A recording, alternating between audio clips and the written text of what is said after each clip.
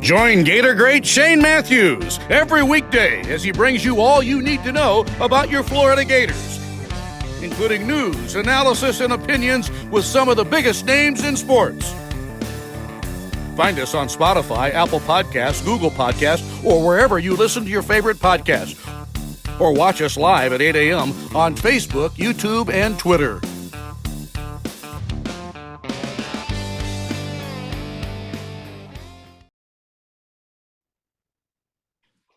Good morning. It's a live edition of Potto with Matthews in the morning from the Crime Prevention Security System Studios, large enough to serve you, small enough to care. We got JC today.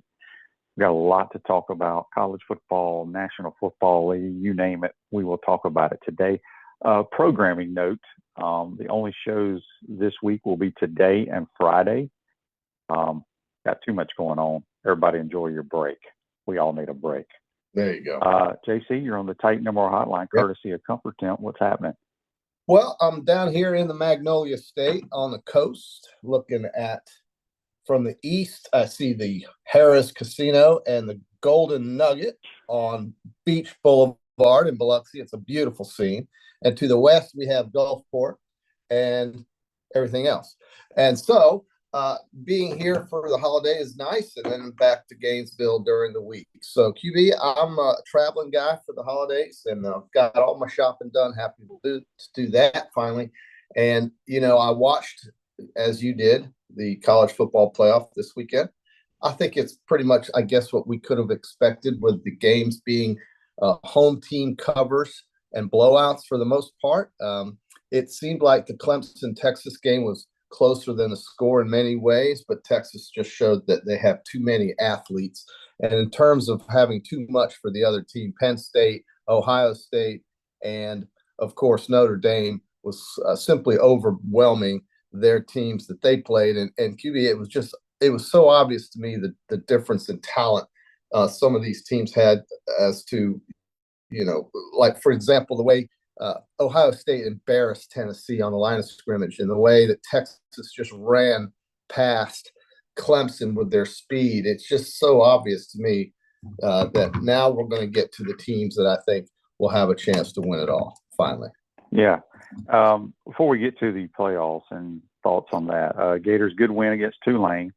Oh, yeah. It was great to see my man Katie Daniels, who I think is a phenomenal running back, get some playing time. And it was great to see Marco Rubio's son score a touchdown. That kind of stuff excites me when walk-ons can get into the game. I will say this, and I even said it on the air, and I don't know if I was supposed to say on the air, but who cares? Tulane's quarterback, who was a five-star, who signed with Oregon out of high school, which Oregon usually signs pretty good players. Yeah. He is clearly the worst college quarterback I have seen at any level. From just throw. First of all, he can't throw the football very well at all. Yeah. Secondly, he can't even do the run game. They called a couple of zone reads. He read it incorrectly every time. They called just a quarterback lead. He didn't follow his blockers. He bounced it outside, which had no chance because we set the edge nicely. But anyway, it was a good win. Gators have a lot of momentum. Dallas Wilson is signed with the Gators, the highly recruited kid that signed with Oregon, backed out. So Josh's question on YouTube, brought to you by Quality Plumbing. With the addition of Wilson and some of the other young receivers, do you think they go 4 and 5 wides? I do not. No, it will not happen. It will not happen. So it was a good win for the Gators heading into the off season. DJ was your MVP, deserved it, played well, had some miscues here and there, but that's part of football. They got a lot to build on moving forward. Okay, so my thoughts about the playoffs. All right, JC, you're very aware. I have some stats here for our loyal listeners. I get it, because we have people that did not like the games. I enjoyed the games. I don't care if they're blowouts or not. So here's a few stats for people. Last year's NFL playoffs first round, the average margin of victory was 17.3 points. The first round of the college football playoffs this year, the average margin of victory is 19.2. So it's really no difference. Okay. in the 10 years of the 14 playoff, 10 years we've been doing this before this year, the semifinals were decided by an average of 15.8 points a game. And those were on neutral sites. Think about that. It was on a neutral site. Yeah. So there is nothing is different than what happened this past weekend in the first round than what's happened even when we only picked 4. Nothing, quite honestly. I loved it. I love the on-campus. It was great. It was great to see Tennessee fans show up with 30 or 40,000, however many, and then they got blasted. I don't know why you and I sat here and thought those morons had a chance to win the game. Good I saw point. them in person. Yeah, you did. The quarterback is terrible. He's terrible. I don't know what I was thinking. Right. QB, you're dead on. That is absolutely right. I think we've got 8 teams now that will give us better games, but you're 100% about all that. I do think the one thing that some people may have problems squaring with is that in the NFL, you play into the playoffs. In this deal, you're picked to be in the playoffs unless you win a conference. But I see what your point is. It does make sense to me, and I do think we'll have better games going forward with the 8 that are left. And how nice would it be if the teams that had the bye week and didn't play this weekend would also have a home game? Why can't we have a game at Georgia? Why can't we have a game at Oregon? And it's all to do with the bowls. Okay, great.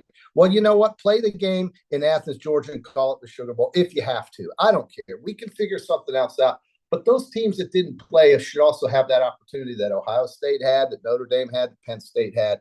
And I think that it did add a lot to the feel of the playoffs, and it was deserved that they would have those home games because they were seeded higher and had better record, or they were better. And clearly they were better. And it wasn't just the home field that won those games, but it was great seeing Tennessee fans at Ohio State. And it was a good environment and atmosphere. So it was definitely a great experience, I think, for everyone except those teams who got blown out. They didn't have fun. And the poor SMU boosters who got to Penn State late and saw their team down 4 touchdowns by the time they walked in, you know what? I can't feel too sorry for them because, you know, they flew private to get there. So they didn't have to drive from Harrisburg International or Philadelphia or Pittsburgh to get there like the rest of us did. They simply flew right into State College, sat there for 2 hours, and got right the hell out. Yeah, and what's crazy is for people that probably did not even see that SMU game, look at the score, like at the end of the first half, and go, "This is crazy." Where honestly, SMU should have been ahead at halftime. They really did have opportunities to change the way that game was going to be played out. Absolutely. I mean, 4th and 1, and Lashley rolls right and throws the ball 20 yards downfield to a wide open guy. He could have run it maybe for a first down. But still, if they execute that play, QB, he's in the end zone and they're up 7-0, and it could change the whole complexion of the first half. I agree with that. Well, and I also think Tennessee hurt. Yeah, go ahead. Yeah, well, I mean, it was 14-0, and Penn State had not scored an offensive touchdown. Right. It could have been 7-0 SMU. It could have been, and should have been probably, if they just execute a simple little 20-yard pass. But, you didn't do it. And the quarterback, I think, was nervous. You could tell he was not comfortable the whole day. Penn State was all over him. And on the line of scrimmage is where I saw the biggest difference between these teams in many cases, especially with Ohio State and Tennessee. My God, we were supposed to believe that Tennessee on the line of scrimmage was this big juggernaut, and they got absolutely moved around by Ohio State. And Penn State did the same thing to SMU. So we're going to see much better games this weekend. Well, not this weekend, but when they play again, I guess, and in 10 days or 9 days or 8 days, and it'll be a lot of fun to watch on neutral sites, though. So, the Sugar Bowl will have the Georgia game, the Ohio State will be in the Rose Bowl, and so on and so forth. Yeah, the biggest issue I have with the playoffs is they should have, once they picked, once they knew who were the 12 teams were, they should have reseeded them, because there's no – Arizona State and Boise should not have gotten buys. I still can't figure out how that works, but they should have played round 1. If anybody should have got a bye, it should have been Texas and Penn State, quite honestly. Well, they were conference winners in Texas and Penn State. Or Ohio State. Well, yeah, I know. Right. I mean, you say that, but these other teams won their goofy conferences. Boise with theirs and Mountain West, which is fine. But That's fine. They get in because you win your conference, but then you look and see, okay, let's rank them or reseed them, whatever you want to call it. Yep. Because anyway, that's my only problem. I have no. I want them to go to. I want them to go to 24 teams. I know people don't like it. You don't have to watch it, people. If you don't like it, don't watch it. I love watching it. I don't care what the score of the game is. Well, then that would have to. That would be adding games. They'd have to do something with these conference championships, QB. Yeah. So, but boy, Ohio State looked good for sure. All right, Brandon's question on Facebook Live brought to you by Melvin Law. What advice would you give DJ for picking up linebackers who drop into coverage? Look, he's going to throw interceptions, people. He struggles or has struggled with zone defense. When he hits his plays down the field, it's because it's man. You don't have to read and you don't have to worry about where your head position or seeing the entire field. Man coverage, what you want as a quarterback. You want to throw against man. It's one-on-one, right? Yeah. He'll be fine, though. He will be fine. The whole team, QB, I mean, it was a feel-good day. It was a feel-good day, right? I mean, Tulane really had no business. And that quarterback, my God, it's almost as if he didn't practice the entire season. I mean, JC, yeah. I'm telling you right now. Yeah. That kid, and I'm not, there's nothing wrong. I mean, it's not his fault, but he is clearly, and I only got to see him play one game. He was clearly in all the years I watched college football at any level, he cannot play. He cannot even play at the FCS level. Yeah. He was so bad. Well, it's hard to believe he's on a Division I roster, but somehow he is. It's hard to believe he was a 5-star that signed with the Oregon Ducks.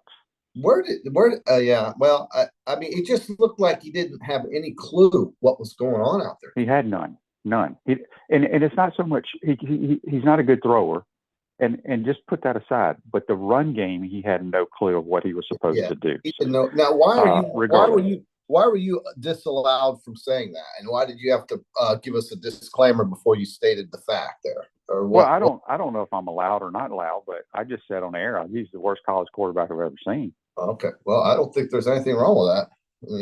Well, I don't know if you're supposed to bash the other team. Well, I don't know. It doesn't matter. The season's over. Over. And here's the great thing is a lot of people,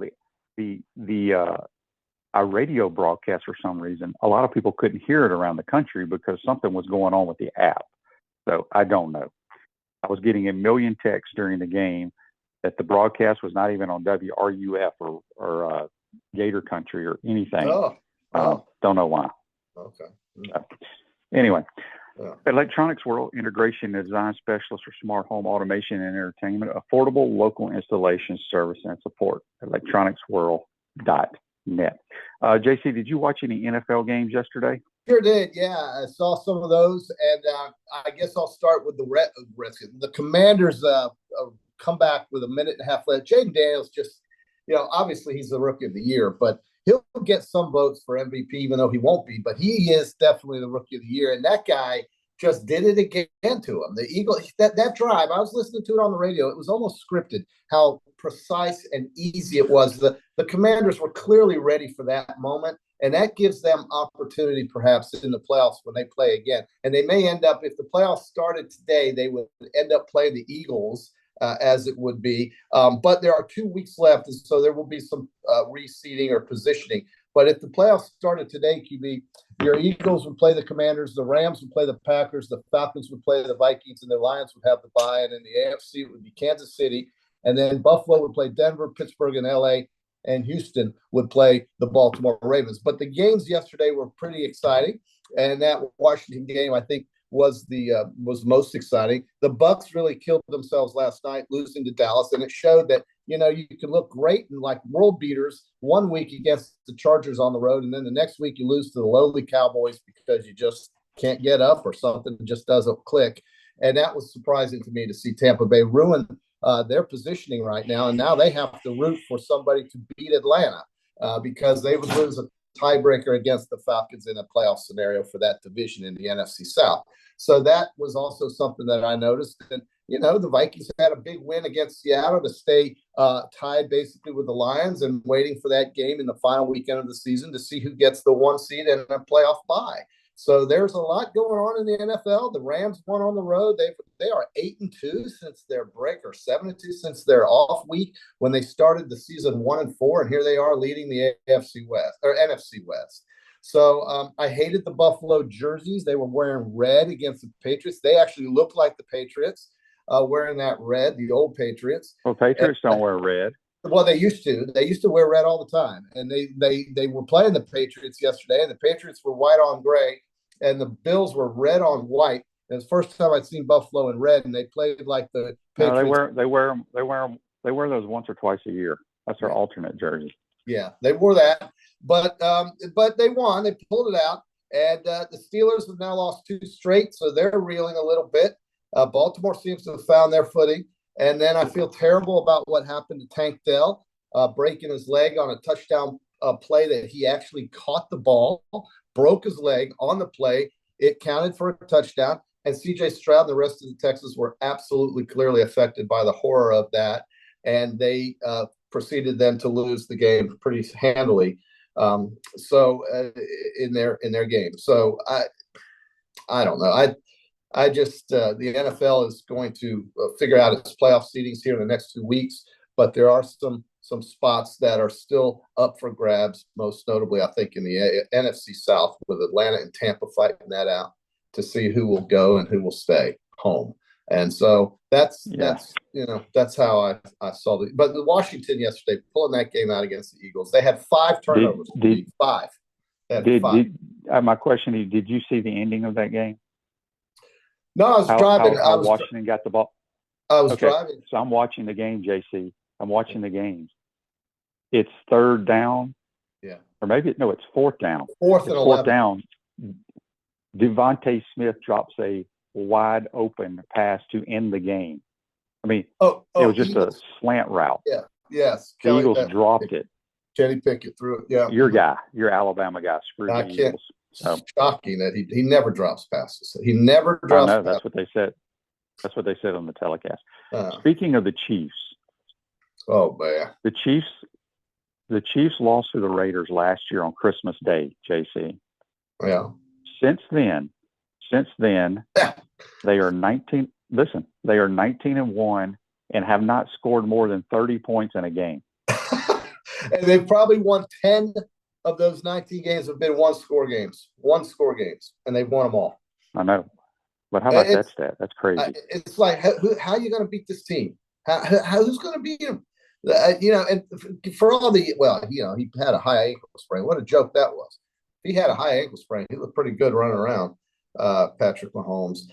Listen, Kansas City is clearly the class of the NFL, and they're going to probably have home field now. I think they just need one more win out of the last 2 games, or Buffalo loss out of the last 2 games, and that'll do it for the AFC. And who's going to go into Arrowhead? I mean, the only team I can see possibly going into Arrowhead would be if Baltimore or Buffalo, and they would have to have Hall of Fame games out of their quarterback to win that game. That's the way I look at it. Yeah. All right, real quick, Michael says on YouTube, brought to you by Quality Farm, Shane, DJ threw over 30 times, and we always had a lead. I feel that if Billy only lets him throw 16 to 20 times a game, even with a strong running game, he'd be limiting his passing skill set. I think he just knew we were overmatched. We overmatched him. That's why we threw it that much. Just in my personal opinion. No, I just don't think we'll see that a lot. I hope we do, but I just don't. That's not his DNA. Tommy in Gainesville on the Titan MR text line says, can we at least get a special teams coach? We had a couple of special teams blunders, and I will say personally, it's because we had a lot of guys out. So new guys playing those spots. That's no excuse. It goes on the coaches, but it goes on the players as well. Because what people don't realize is you sit in hours and hours of meetings. You have walkthroughs. You have practice. So if JC knows he is the left guard on field goal team, and you have never been the left guard, you've been the backup, it's your responsibility to get your ass out there when it's field goal team. Yeah. Right? Yeah. And it's the coaches. So for the most part, Tommy, I hear what you're saying, but special teams has been phenomenal this year, quite honestly. Much better than previous years. No, it was. I'd give it an A+ all year long. Well, it's good that they got that figured out. And listen, I mean, QB, you hit the 8-win total. Did you even think about that? What did I predict? 8-4. I didn't count the bowl game, but I think I said 8-4. Yeah, so they won 8 games. Okay, so you're right. Regular season, you said 8-4. It was 7-5. Okay, could have been 8-4, and then you said 8 wins. So they got 8 wins.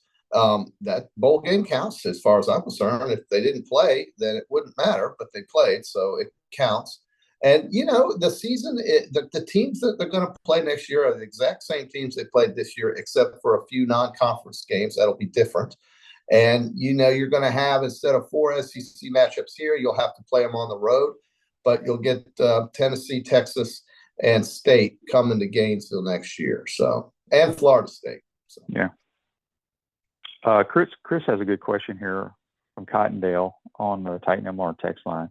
Jane, wanted to ask you a question about offense. I saw where someone was comparing the Heupel offense to the Gus Malzahn offense in the way that Gus had 5 to 7 good years and it fizzled out. There are feelings that Heupel and his offense could be in the same boat. Is it offense or is it Heupel's QBs bringing down the offense? Because it was way better when Hendon Hooker was there 2 years ago. I think it's a combination of both. It's a great question. I'm not a huge fan of their offense. The key is the quarterback's got to complete passes. Their guy can't do that. He can't do that at a high level. Hendon Hooker was also a pretty good runner. He had a good feel. He's a smart player. For their offense to work, the QB it's imperative to have one that knows what they're doing. I think Tennessee. I'm mad at myself thinking Tennessee could beat Ohio State after I watched Tennessee in person. Yes, yes, your fault, QB. You saw that team. That's right. Yeah. And I have not really watched Ohio State. I just kind of got bought into the whole how they lost to Michigan. But I will tell you this. Yeah. The fastest team I saw in person this year were the Texas Longhorns, and I still think they're the fastest team in America. They are. I mean, the way they run around those guys on the edge with angles and just a simple speed factor on the field. I think Texas, I'm wearing my Texas hat right now because I didn't bring the other ones that I was going to wear on this trip to Biloxi. So I had this hat on and I just kept it on. Texas is, everybody wants to talk about how well they haven't beaten anybody, this, that. Listen, man, if you watch football and you look at talent on the field, they match up with just about almost everybody else, Oregon included. And I think that, if Ewers is healthy and Sark gets to do the things that he wants to do and Ewers is able to execute that and not be a statue in the pocket, then don't tell me Texas can't beat anybody that's still left out there. And the SEC, okay, so they had 3 teams go in. Tennessee looked like crap.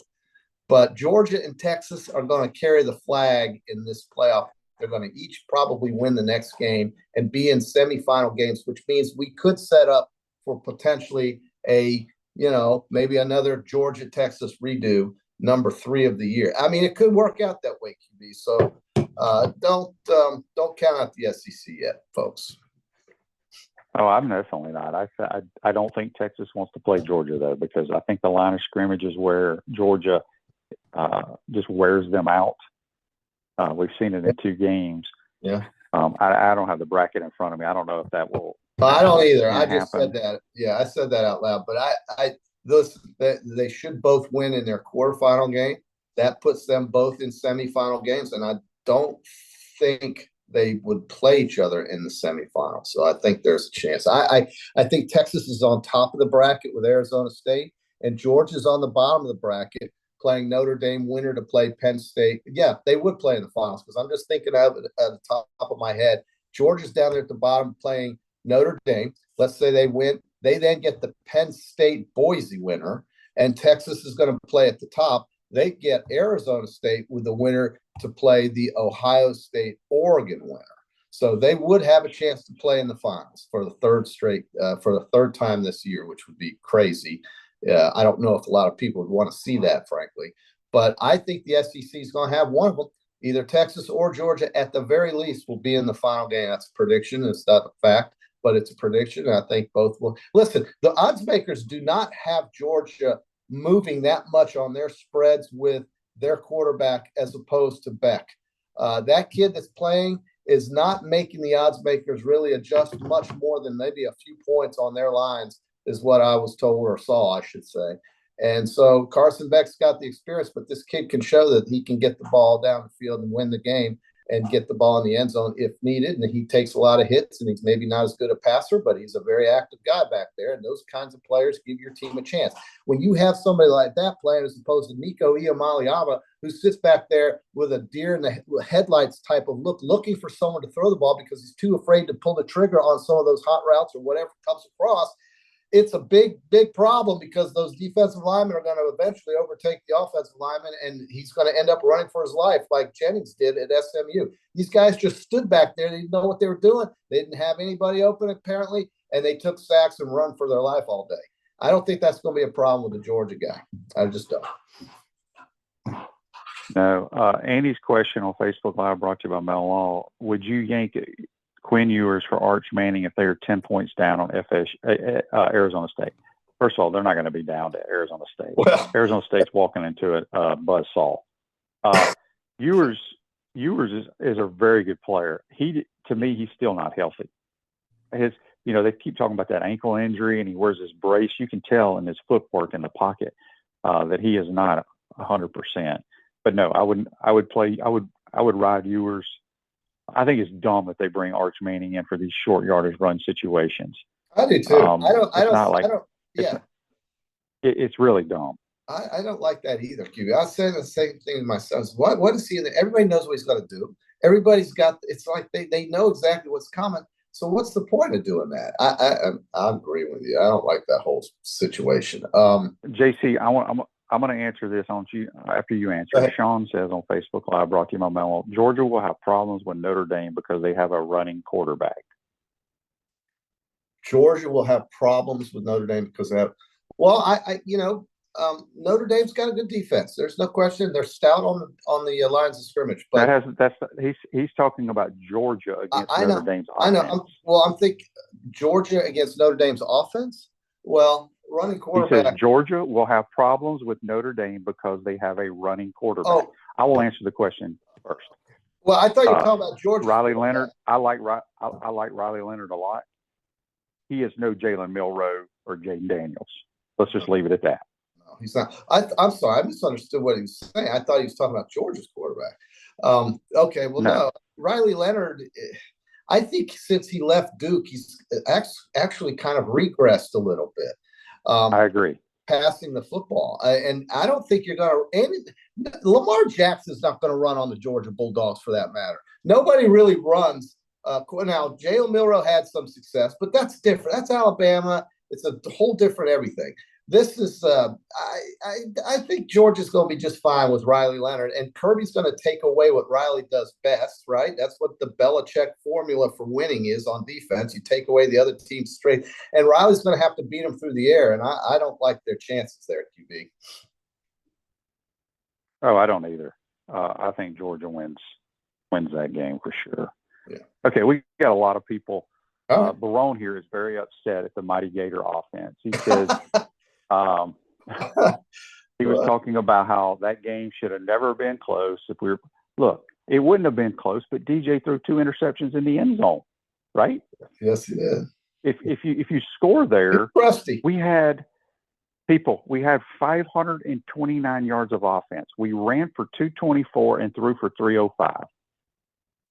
224. And yes, it's Tulane, but I don't know. And let me just say something. I am pretty sure majority of the game that was called was Russ Callaway the other day. I don't know that for a fact, but I'm pretty sure about it. So, but 529 yards is a lot of offense. Yeah, doesn't matter who you're playing against, right? Yeah, that's a lot of offense. That's if you don't turn it over in the end zone twice, the game would not have been close at the beginning. I mean, but nobody was threatened by Tulane. I mean, whether he turned it over to the end zone or not, everybody knew they were going to win and cover. Great teams cover, by the way. So yeah,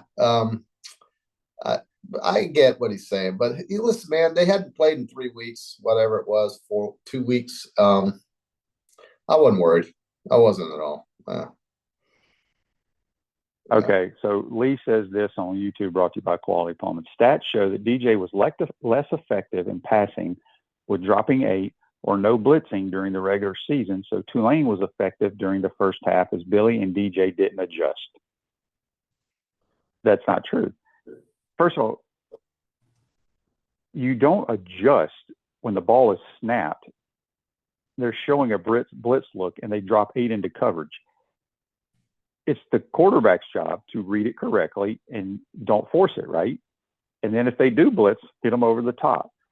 So, look, if you're going to be a Gator fan, Billy Napier is your coach. And what you have seen is what you're going to see moving forward. You should be happy right now with what you've seen. You won 4 straight games, right? Yeah. I thought we played pretty good. I had no problem with the plan. And I love offensive football. I had no problem with the way we called the game against Tulane. None. So, and then Lee says too many missed blocking assignments on the right side because our 2 starters were out. Okay. The right guard and the right tackle did not play in this game. Okay. It's over with. You won the game. And it's the off season. Well, and they won the game by 30 points with what Kevin Brockway says was a C in terms of performances. If you grade A, B, C, D, or E, or F, he gave them a C. I don't care. Hey, let me tell you another thing. This kid Livingston didn't look too shabby. I think he's got some real potential. Do you like Tony Livingston, QB? Yeah, I mean, he's just like all the other tight ends. I mean, they're all the same to me. Him and Hayden Hansen played. Him and Hayden Hansen played majority of the last part of the season. Yeah, I don't get excited about tight ends. I want fast guys. Yeah, you do.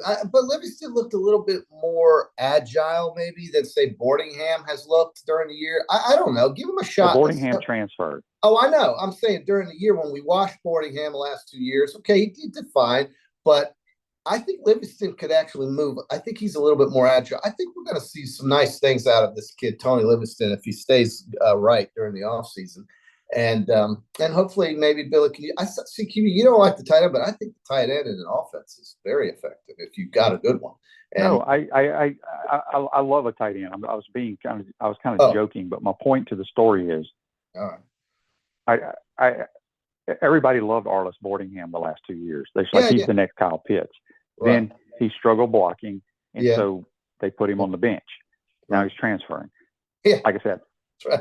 Are these different? Is Tony Livingston a difference maker in the passing game? Probably not. Well, he caught a flat route, JC, that nobody was out there. I know. It's just sometimes you watch these new players play, you either really like them or he's like, whatever. I don't know.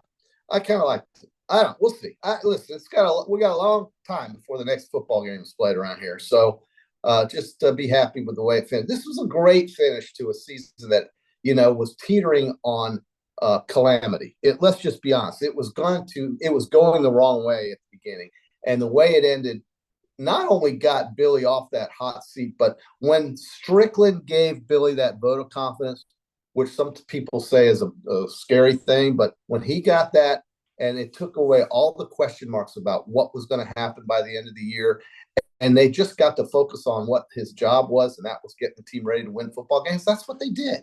And they won those games. That LSU and Ole Miss game, those were the highlights of this season. They clearly were the highlights of this season, those 2 games in November.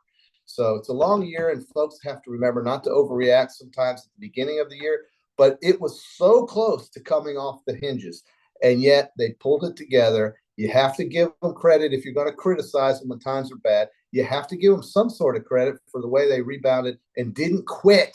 They didn't give up. Those players did not quit on their coach. And I thought that was the biggest theme to this year, was that this is a team that lost their starting quarterback, could have just thrown in the towel and bailed, and the guys never quit playing for him. And they never quit. And DJ came through the way most people expected and hoped he would. And that's the theme of the year, is that this team was resilient and came through and won 8 freaking games when after the A&M game was played, you weren't sure they were going to win 4. So give them credit, man. Let's quit being negative about so many things. When you win 8 games and you were expected to win 4, you have to be happy. Maybe next year you win 10 or 12. Who knows? But let's just be satisfied with the way it ended. That's the way I'm going to look at it. You guys can do what you want. I was a big critic, and I was thinking this ship is sinking like the Titanic. And damn if they didn't pull it up out of the water and keep it floating, and they did. So you have to acknowledge that if you're a real supporter. If you're not, then go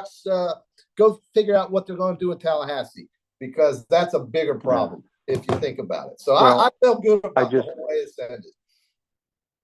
I just think, football is very hard. Nobody's ever played a perfect game. You're going to turn the ball over. You're going to miss blocks. You're going to miss tackles. You're going to miss field goals. That's part of the game. I mean, that's just reality.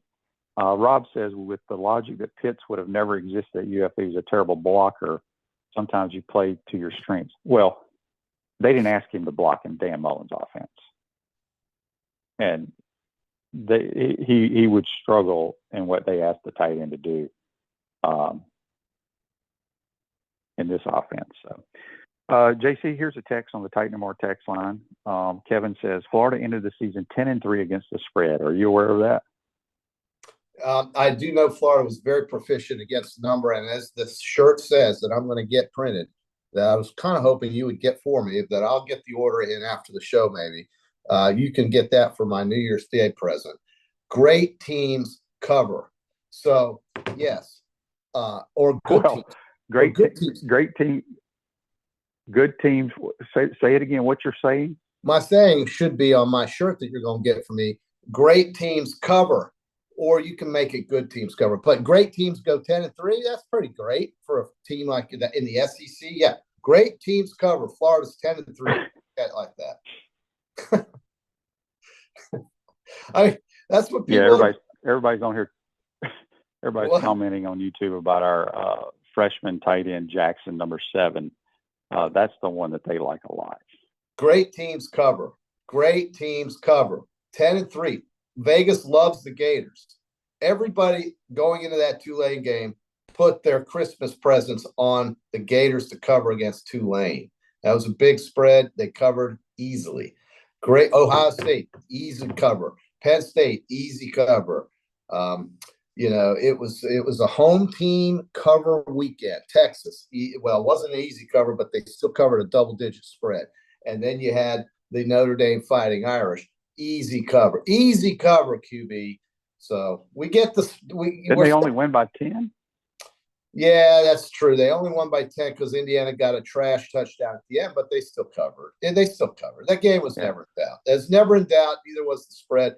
And now we're going to, we've got the also-rans away from the situation. Now we've got 8 left, and I think they're all, I don't know what Arizona State and Boise State are capable of doing. They're going to run into some very difficult teams, but I don't think they'll be scared of them. Arizona State's probably one of the most confident teams in the country, QB, with that Dillingham coaching now and Scattaboo running all over the place. He's hard to deal with. Texas is going to be in for a fight, but I expect Texas to win. They should win. Yeah.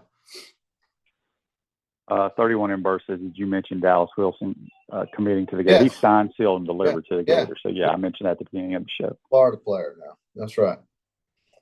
Florida's 10. Right, I saw a number where Florida was ahead of Miami and FSU, obviously, for 4 stars and rankings on, I think it was on 3 or something, but they're 10th in the country, dude. They were down there in 50th something, whatever, a month ago. No, we're 10th, but we're 10th in the country, but like 7th or 8th in the SEC, something like that. It's crazy. That's crazy. But again, I don't follow recruiting, so I probably gave that a wrong stat, but it's something around that. He's getting players. All right, this day in sports brought to you by Campus USA Credit Union. Put some star power to work in your financial life. Campus USA Credit Union. JC, this day in 1972, the Immaculate Reception. Remember that? Oh, I sure do. I watched it. I saw it happen. Yep. Steelers turned around a 7-6 deficit. Yeah. With the last-second touchdown reception against the Raiders to win 13-7. Franco Harris. Franco caught the ball, but the guy who put the hit on, I think it was Stallworth, was Jack Tatum. They called him the Black Assassin, and he was the most violent player you've ever seen in your life. And he wouldn't be able to play in today's game. He would be suspended, fined, whatever, out of the world. He wouldn't be able to play like he played that in those days. He was a different animal. He was so good. and so nasty it's scary. Jack Tatum. But yes, Franco was there. The rest is history. Steelers beat All the right, Ravens. before we get you out of here, what do you think Vegas sets the win total for the Gators next year at?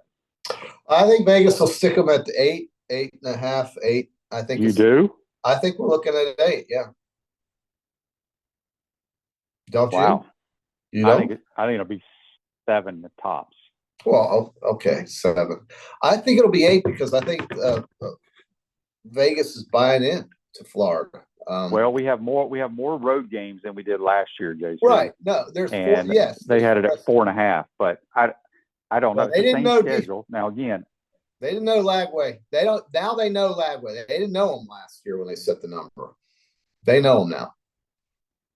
Yeah, I don't know if it'll be 8 or 8.5 or 9, like you said. I hope it is, but I think it could be very easily. I mean, I think it absolutely could be. I don't see why Florida State's going to be any better. Maybe they'll get some better players, but I listen. I think it's a real optimistic offseason for Florida fans. I mean, you have to take the rest of what you saw, take it for the rest of the next 9 months. Well, obviously, a lot of these people listening today ain't real optimistic. They've been complaining about the damn Tulane win.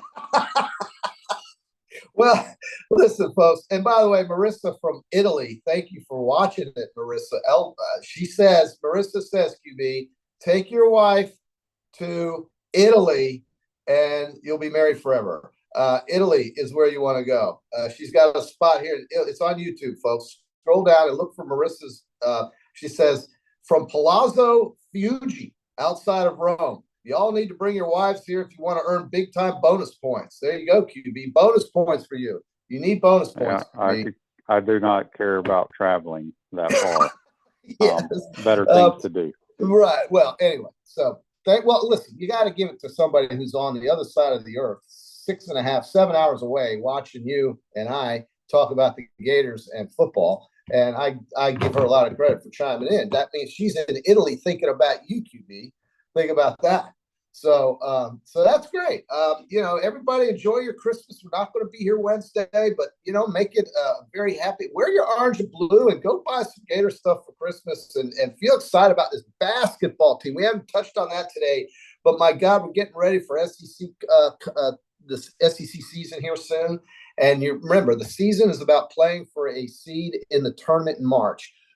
So don't get too high when they're running off people, and don't get too low when they get beat on the road at Arkansas. Don't lose your minds, okay? Basketball is a whole different animal. You're playing the regular season to seed yourself in the big dance, and Florida will be there, and that is a good basketball team. So there's a lot of things to be optimistic about. As a Florida fan, as a Florida Gator alumni and booster, you have to be excited for what your football team finished doing and what your basketball team is about to do. And then we've got baseball. Everybody loves baseball. My goodness. And softball, everybody loves softball. I mean, I sound like I work at the PR department at UF, which is about the furthest thing from reality. I do not, but I see reality. And the reality is you got a lot to look forward to if you're a Florida faithful and a Gator fan. So get excited about it. Have a great Christmas and New Year, and we'll see you on Friday.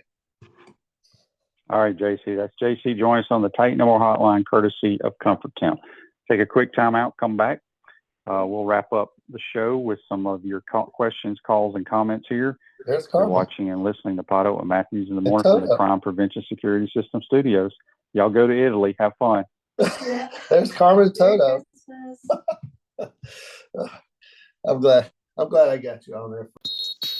Our premium sponsors are Campus USA Credit Union, Crime Prevention Security System, Titan MRI, Meldon Law, QC Kinetics, Dave & Buster's, UF Health Orthopedics and Sports Medicine Institute, JF Hayden Craft Liqueurs, Bishop's Pitmaster Barbecue, Florida Cracker Kitchen, Los Linderos Tequila. Gridiron sponsors are Baker Sporting Goods, Cogent Bank, Comfort Temp, Electronics World, Florida Victorious, Gallo Car Wash, Miapa Latin Cafe, Peachland Dental, Quality Plumbing, Ruse Ogre State Farm, Silverback Concrete, 84 Lumber, Big Mills Cheesesteak, Celebrate Primary Care, Dowling Signs, Gator Bait Media, Gator Dominoes, Ironwood Golf Course, Okido America, Tropical Smoothie Cafe, UF Bookstores, Nest and Wow, MG&A Wealth Management, Watch and listen to us live on Facebook and YouTube. Listen to the podcast whenever on Apple or Google Podcasts, Spotify, or wherever you listen to your favorite podcast. Remember to like, follow, and subscribe so you don't miss an episode. To become a sponsor, call my man Freddie at 352-284-3733.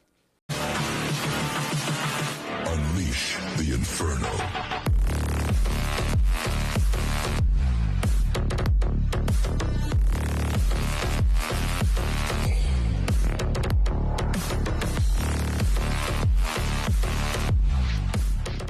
With time running out, the head ball coach, Steve Spurrier, shares a play to score the perfect last-minute Christmas gift. Spurrier's Gridiron gift cards are on sale for 20% off between December 17 and December 24. You can go to spurriers.com and order a digital card or stop by my restaurant in Celebration Point and pick some up today. Use the code GC20 and get 20% off. That's right, 20% off gift cards with code GC20. Welcome back to the Crime Prevention Security System Studios, large enough to serve you, small enough to care. For sprains, strains, and minor fractures, UF Health Ortho Care makes it convenient for you 7 days a week, including evenings. Walk-ins are welcome. Go check them out at UF Health Orthopedics and Sports Medicine. Okay, we got a couple of things I want to get to here. Remember, folks, today and Friday are the only programs. We'll run some reruns. If you really want to tune in and watch, feel free to check those out. Mark says on YouTube, brought to you by Quality Pond, we'll see how good the basketball team is when they start the SEC schedule. North Florida's hardly it. Well, look, Mark, they've beaten everybody on their schedule. They destroyed everybody. Had a good game against North Carolina, blew a huge lead and found a way to win. Everybody knows North Florida. They were missing their best player, by the way. But this basketball team is outstanding. And they're going to lose probably 4 or 5 games in the conference, like everybody. It's just too difficult. There'll probably be 12 or 13 teams from the SEC that make the NCAA tournament. It's the best basketball league in America, for sure. All right, let me get a couple of these texts here. Where'd it go here? Frank says, how will the Gators approach getting DJ to improve playing against zone defenses? A lot of teams don't play a whole lot of zone, Frank. You would think zone is easy, but a lot of DBs and linebackers have trouble against playing zone. But teams are going to mix it up. I mean, look, he's young.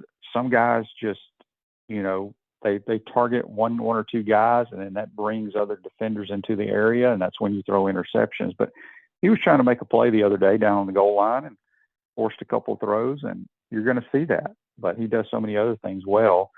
Just live and learn with it. He is going to throw interceptions. We've seen that. Every quarterback throws interceptions. I know we talked about Kevin Brockway giving them a C. He's probably referring to a lot of that has to do with you gave away points. You had opportunities for easy points there, and due to the interception to get any points. But I thought for the most part, offensively, we were pretty good the other day. And again, Tulane's quarterback was just, man, he was bad. Very, very bad quarterback. And this text from, I think it's from Kevin here, said North Florida beat South Carolina this year. Yeah, they've beaten 2 really good Power 5 teams, but they played us, I think, without their best player. But look, we are so good in basketball. If you can't see that or don't know that, you have not watched us play. Josh wants to know what I'm getting my grandson for Christmas. He's getting nothing. At this age, he's got enough stuff. We'll just put some money into his account for when he gets older. Take care of him that way. Text here on the Titan and Mark text line. This is from Jimmy. He says, Shane, what do you think happened to the Buffalo Bills yesterday? Well, I didn't see any of that game. They didn't play well. Obviously, it was a close game, closer than most people thought. But that's football, man. It's hard to do it week in and week out. That's why, I'm in the minority, I guess, about the college football playoffs. I didn't care that the games got out of hand. You just don't know what's going to happen. And as the stats that I gave y'all, the 14 playoffs, the first rounds have been out of hand year in and year out. I mean, think about the national championship games that have gotten out of hand. Georgia destroyed TCU by like 60 points. Think about when the Gators beat Ohio State, when the Gators beat Florida State. They were blowouts. So not every game is going to be competitive. Sometimes you just don't have your best and the other team does. And it doesn't bother me one bit because, like I told you, you watch the NFL playoffs. I gave you the stats. Last year, the NFL playoffs first round, it was like 16 points margin of victory. So Mark wants to know, do you think Lagway's hamstring is fully healed? No, I do not. I still don't think they're going to call a bunch of runs for him next year, though, when he is healthy. I think he's more of a passer and just kind of a runner. That's just my two thoughts. There are many car washes in Gainesville, but only one Gallo car wash, locally owned by a UF alum and the only car wash that provides NIL opportunities to Gator athletes. With 3 locations, go check them out. That's Gallo Car Wash. Again, we'll do a show on Friday. We'll have Brent Beard here. We'll kind of talk about some of the bowl games. I'm looking forward to the next round of the playoffs. Should be a lot of fun. I think most people are looking forward to that Georgia-Notre Dame game. Should be really good, as well as Ohio State-Oregon rematch in the Rose Bowl. Ohio State, most people say Ohio State has the best roster in college football. They spent a lot of money on it. But boy, do they play well. It's hard to believe how they played against Tennessee compared to how they played against Michigan, but that's sports. That's how it happens. Hope everybody has a great Christmas. Again, we'll be back here on Friday, and we'll recap a lot of games between now and then. Have a great holiday, folks. We'll see you on Friday. Take care.